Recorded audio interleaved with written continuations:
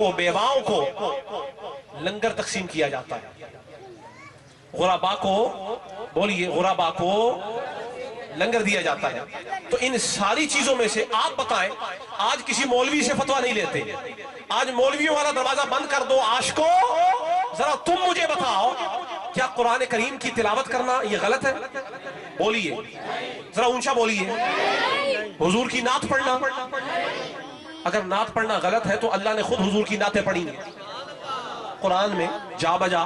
سارا قرآن حضور کی نعت ہے. اب یہ بھی ایک الگ بات ہے, سارا قرآن حضور کی نعت ہے. اب ایک یہ بھی الگ بات ہے, کیا کوئی کہہ سکتا ہے کہ اس میں تو اللہ نے فرعون کے بارے میں بھی باتیں کہی ہیں, ابو لہب کے بارے میں بھی کہی ہیں, جی سرکار کے دشمنوں کو برا بھلا بھی کہا ہے, سختی کے الفاظ بھی استعمال کیے ہیں, عذاب عظیم کی باتیں کی ہیں, کافروں کے لیے عتل بعد ذالک زنیم جیسی باتیں بھی کہی گئی ہیں سرکار کو برا کہنے والوں کے لیے. تو یہ سرکار کی نعت کیسے ہے؟ سارا قرآن تو سرکار کی نعت نہیں ہے, اس میں ابو لہب کے ہاتھ توڑنے کی باتیں کی گئی ہیں, تبت یدا ابی لہب و تب, یہ کیا حضور کی نعت ہے؟ تو سنیے, نعت دو طرح کی ہوتی ہے. ایک نعت یہ ہوتی ہے کہ اپنے محبوب کے وصف بیان کیے جائیں, اپنے محبوب کی شان بیان کی جائے, اپنے محبوب کی مدح کی جائے, اپنے محبوب کے کمالات کا ذکر کیا جائے. ایک نعت یہ ہے, اور ایک نعت یہ ہوتی ہے کہ اپنے محبوب کے دشمنوں پر تبرہ کیا جائے. یہ بھی نعت ہے نا. یہ شان, یہ طریقہ کس نے بتایا ہے؟ خدا نے. کس نے بتایا ہے؟ ذرا اونچا بولیے. یہ نعت مصطفیٰ کا نیا انداز ہمیں ساری کائنات کے خدا نے سکھایا ہے. کہا کہ اگر کسی کی نعت کرنی ہے, نعت بیان کرنی ہے, اپنے محبوب کی شان بیان کرنی ہے تو دو طریقے ہیں, یا تو محبوب کے گن گاؤ یا مصطفیٰ کے دشمنوں کو جوتے مارو. یہ تبت یدا ابی لہب و تب والی جو بات ہے نا, یہ تبت یدا ابی لہب و تب تب تب, یہ ہے کیا؟ کہو یہ جوتے لگ رہے ہیں ابو لہب کو. کیا ہے؟ تو معلوم یہ ہوا نعت دو طرح کی ہوتی ہے. ایک اپنے محبوب کے گن گائے جاتے ہیں, ایک وہ نعت کی مجلس ہوتی ہے جہاں محبوب وصفائے جاتے ہیں, وصفائے جاتے ہیں, صفتائے جاتے ہیں.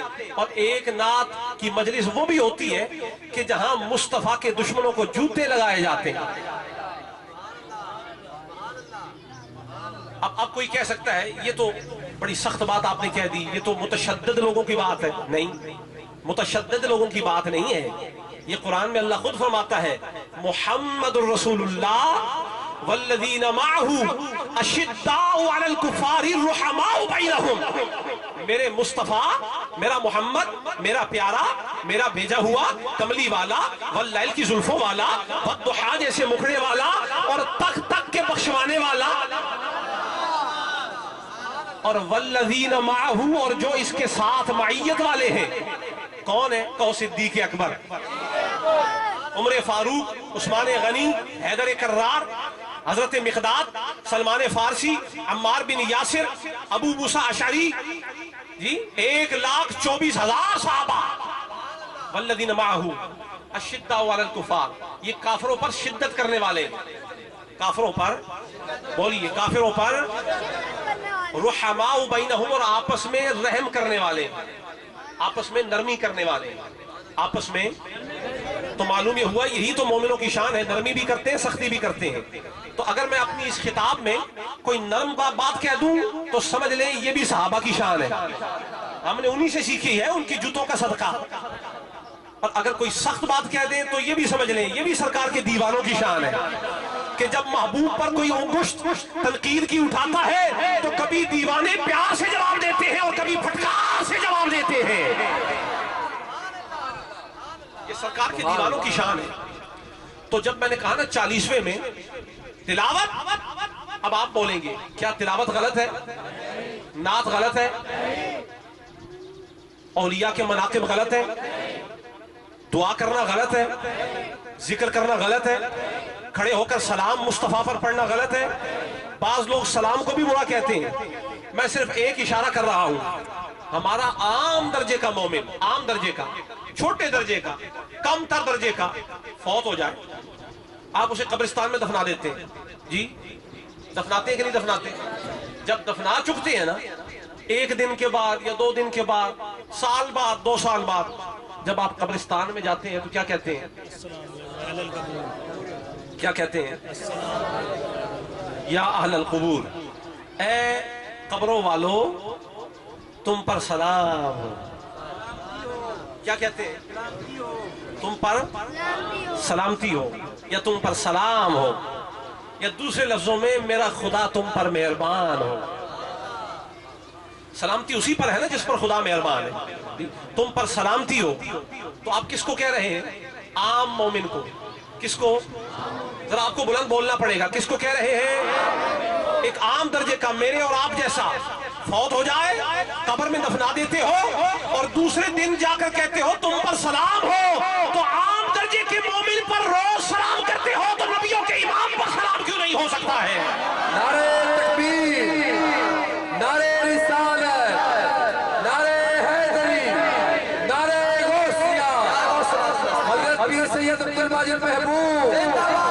ثابت ہو گیا کہ تلاوت سے لے کر سلام تک کوئی بھی چیز بدعت نہیں، کوئی بھی چیز۔ اب رہ گیا کھانا، تو بعض لوگوں کو یہ بھی بڑی تکلیف ہے کہ جو بھی مجلس یہ جو سنی ہے نا، سنی یہ تو ہے ہی کھاؤ پیو جی۔ ان کے گھر کوئی مر جائے تو بھی روٹی، ان کے گھر کوئی شادی ہو تو بھی روٹی، یہ ان کے 4 بندے اکٹھے ہو جائیں تو بھی روٹی، ان کا کوئی پروگرام ختم نہیں ہوتا سوائے روٹی کے۔ یہ بھی بڑا اعتراض ہے، کہتے ہیں جی یہ تو ہے ہی کھاؤ پیو طبقہ، یہ تو پورا مسلک ہی کھاؤ پیو ہے، تو تکلیف کرنے کی ضرورت نہیں ہے، یہ روٹی بھی وہی کھاتا ہے جسے اللہ دیتا ہے۔ روٹی جی، وَيَرْزُقُ مَنْ يَشَاءُ بِغَيْرِ وَتَرْزُقُ مَنْ يَشَاءُ بِغَيْرِ حساب۔ یہ جو ہم ہر جگہ بار بار روٹی کھاتے ہیں اس لیے کھاتے ہیں کہ ہمارے مولا نے ہمیں بے حساب دیا ہے۔ ہم بار بار کھاتے ہیں اس لیے کھاتے ہیں کہ نہ اس کے خزانوں میں کمی ہے نہ ہمارے گھروں میں کمی ہے۔ نہ کھاؤ، تم نہ پکاؤ، نہ کھاؤ، کوئی بات نہیں۔ اگر ہمارے گھر حلوہ پکا ہے اور تمہارے پیٹ میں مروڑ پڑا ہے تو ہمارا کیا قصور ہے؟ اللہ تمہیں بھی حلوے پکانے کی توفیق عطا فرمائے۔ اور اگر نہیں پکتا، تمہارے گھر نہیں پکتا تو خفا ہونے کی ضرورت نہیں، ہمارے گھر میں آ جایا کرو، میلاد میں آ جاؤ، 11ویں میں آ جاؤ، 40ویں میں آ جاؤ، جتنا ہم کھاتے ہیں اتنا تمہیں بھی کھلائیں گے۔ نہ کھلایا تو گلا کرنا، نہ کھلایا تو کہنا ہمیں ادھر سے پکڑنا۔ ہم آپ سے وعدہ کرتے ہیں ہمارے چہلم پہ آ جاؤ، ہمارے عام سے درجے کے مومن کے چہلم پہ آ جاؤ، روٹی کھلائیں گے اور پانی نلکے کا نہیں پلائیں گے، روح افزا والا شربت بھی پلائیں گے، اور توفیق ہوئی تو انشاءاللہ خالص دودھ بھی پلائیں گے۔ تو جنت میں پینے کا انتظار کر رہا ہے، مصطفیٰ کے دیوانوں کو اللہ نے بے حساب رزق دنیا میں ہی دے دیا ہے۔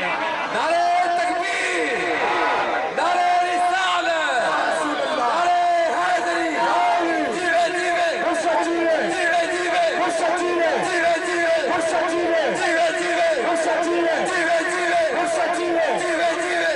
جیوے۔ جب چہلم ہوا کرے نا، سنو، جن کو تکلیف ہوتی ہے ہوتی رہے، تم گھر میں روٹی زیادہ نہیں کھاتے، نہ کھایا کرو، چہلم پہ کھایا کرو۔ کیوں؟ یہ وہ کھانا ہے جس پر نام خدا کا لیا ہوا ہے جی۔ اور اگر چہلم پر کھانا پک جائے تو تھوڑا نہ کھایا کرو، کھل کے کھایا کرو، کھل کے کھایا کرو۔ کیوں؟ تاکہ ذرا تکڑے ہو جاؤ اور مصطفیٰ کے دیوانوں سے مقابلہ خوب کر سکو۔